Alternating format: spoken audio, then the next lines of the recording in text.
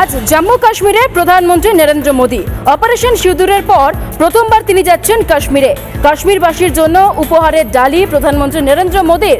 জম্মু কাশ্মীরে অপেক্ষা করছে সেখানকার মানুষজন প্রধানমন্ত্রীকে দেখার জন্য। উধমপুর চেনাব ব্রিজের উদ্বোধন করবেন মোদী। কেবল ব্রিজ অঞ্জি সেতুরও হবে উদ্বোধন। সবুজ পতাকা দেখাবেন বন্দে ভারত এক্সপ্রেসকে। আর কিছুক্ষণের অপেক্ষা, তারপরে দিল্লির বাসভবন থেকে বেরিয়ে যাবেন প্রধানমন্ত্রী নরেন্দ্র মোদী।